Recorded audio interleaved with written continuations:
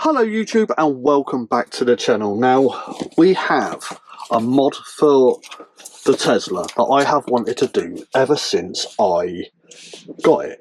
Now when we went to test the Model Y and the Model 3 about a year ago now, one of the things that I really liked about the Model 3, but the Model Y didn't quite have it yet because they were still in the process of doing the new Model Y, which has just come out, and that was, I wanted the rear screen. I really liked it on the Model 3, the fact that you could control the aircon and that for the rear, control the heated seats for the rear passengers, could actually do it themselves. The Model Y never had it until now. So one of the mods I wanted to do was install a rear screen, and I have to say thank you to TESSTUDIO for actually sending out this kit to me so I can finally get a rear screen in the back of the car. Although we don't take a massive amount of passengers, apart from sort of like my granddaughter, my kids and that, they all drive themselves. So this isn't really for them. This is more for when me and the wife go camping currently, because obviously it's handy to have it for when the kids are, my kids are in the car, although they are sort of older. It's not often that they go in the car, but it is handy to have it. And obviously when we're camping, it's a real... I have the inflatable mattress, which I did a video for a little while ago. The front screen is quite far away. You can use the app to control a few bits, but you can't choose Netflix and this, that and everything else. So this will come in really, really handy. And now this actually runs on the Android 13 system. I think it's the Snapdragon QCM 61258 8-core with Wi-Fi. I think it's a 4 gig RAM with 32 gigs of storage space, but I'll put all the links in the description below. We now have to get into here and get it installed. So I am going to try and position you perfectly so that you can see what's going on. From what I've seen, it's not the hardest thing to install, but there's a little bit that you need to do. So let's get the camera positioned so you can see what I'm doing. Right, so first things first, off comes the event cover, and unplug two USB-Cs. Put that down there. Comes with a pry tool to get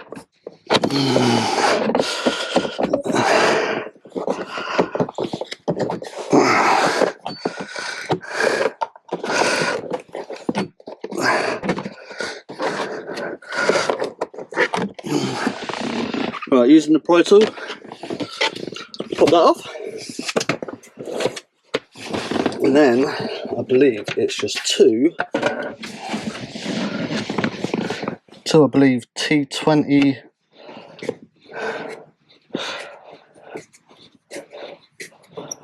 screws for the cover.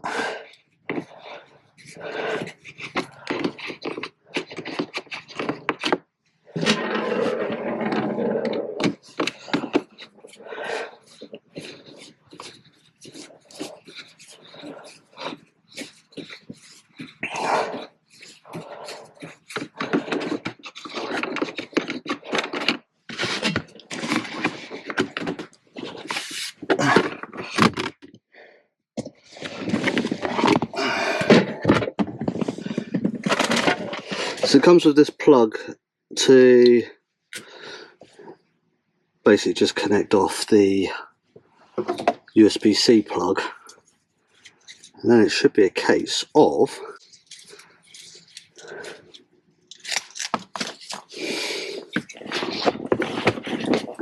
undoing this plug,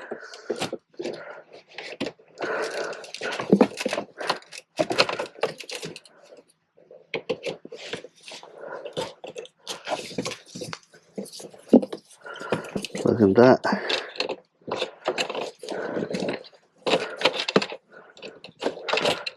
into the opposite side, it should be a case of, it should just be a case of plugging this rear screen in.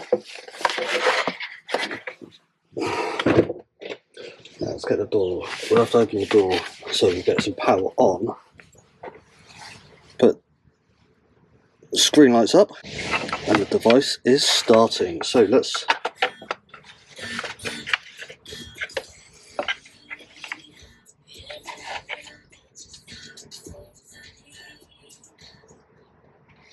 turn it off. So here we have, right,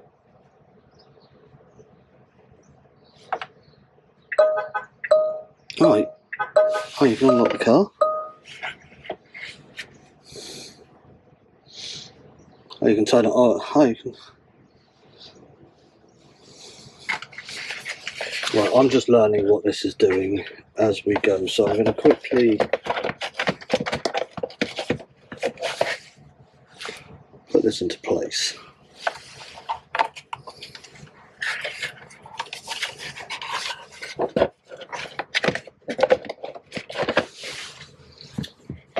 I think I actually have to put this bit back on first. Let's cover these cables up. Let's get this in. Try and get that cabled as much as possible.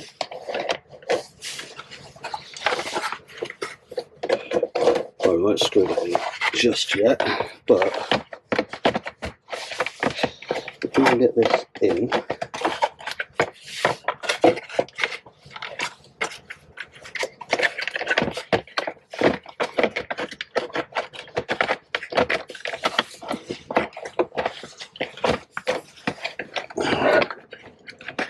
see, the only downside I find is it's quite tight in the back of here, so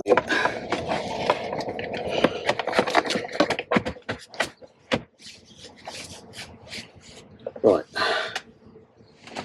Okay, so I've got it installed. I've got Netflix installing, so we can actually have Netflix in the back as well as the front. You can connect headphones, you can connect via USB-C cable as well, and it does have lightning fast charging there via one port, media via the other port. We've got Apple CarPlay. We actually have, you can actually download different games and all that sort of stuff as well. And then you also have Chrome, YouTube, Play Store. You can download a load of stuff from as well. It's really cool. It does have some music built in as well that I need to have a look at fully after it. Obviously once of it. But the good thing is, especially for the people in the back, which is one of the reasons I wanted it, was that you can actually control, you know, the aircon in the back of here. You can also control your rear heated seats, so you know they can actually have access to the heated seats themselves. And weirdly, because obviously we're in a UK car, I think this is actually set up for American car, they can actually control what's supposed to be the passenger seat.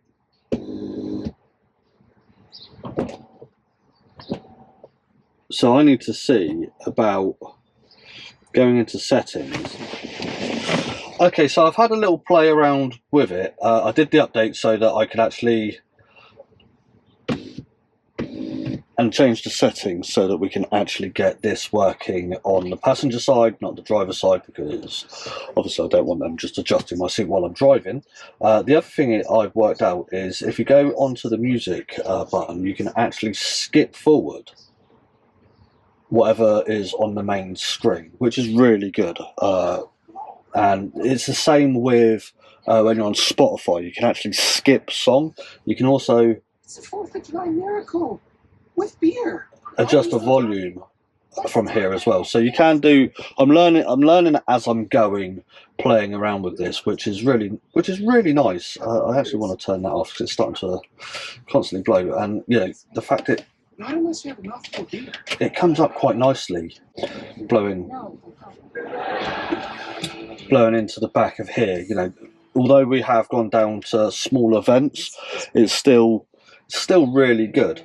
So yeah, this device is, well, I just turned the volume down there. So, but yeah, it's really cool that, you know, I've actually got it to work on that. You can still use Netflix, you can still use CarPlay, everything on this device in the back. So obviously, if we've got people in the back and they want to be able to control the heated seats, or they want to control the fans, they want to listen to something else or anything like that, I've got to get some headphones to go with it. They can watch Netflix. What they just have to hotspot it onto either my phone or the car or anything like that, which is quite cool. I will get it connected to the car's, if I can, car's internet. But yeah, I'm learning different things. It's quite cool, especially the fact that you can skip 10 seconds. Overall, I'm actually quite happy with the device itself. The price of it was £230 odd, I think it is. I'll put a link in the description. And if you use my code JB1Kenobi, you can actually save 20% off. So it actually brings it down quite nicely. And for what it does, and for not having a screen back here, really good. It's going to come in handy when, and I'll be able to test it properly when we actually go camping in the car, because we do have obviously the camping mode. This actually has maintain air conditioning in the back button on it, which I've used a few times, and you can actually unlock the car from the screen as well. Probably not something I'm going to need to use unless we're camping and I actually lock the car. So I'd actually have to put it in camp mode via the app, lock the car, but we'll still have access to be able to unlock it without having to get my phone out, which is really cool. For the price of it, really easy to install. And yeah, if you don't have a rear screen, it's something I would probably actually recommend. It's something I've wanted to do since I got the car almost a year ago, and finally getting around to do it. Yeah, it looks clean. I'm going to test it a lot more in the not too distant future. So I might come back and do another report. But yeah, overall, really like it. And I'm going to go and actually read the instructions and see how I can get everything working a little bit better, a little bit smoother. On that note, if you enjoyed the video, please leave a like. If you're new to the channel, please hit the subscribe button. If you have any recommendations of what I should do to the car, what I should get for the car next, please leave a comment. But we'll be back very soon in the next video. Adios.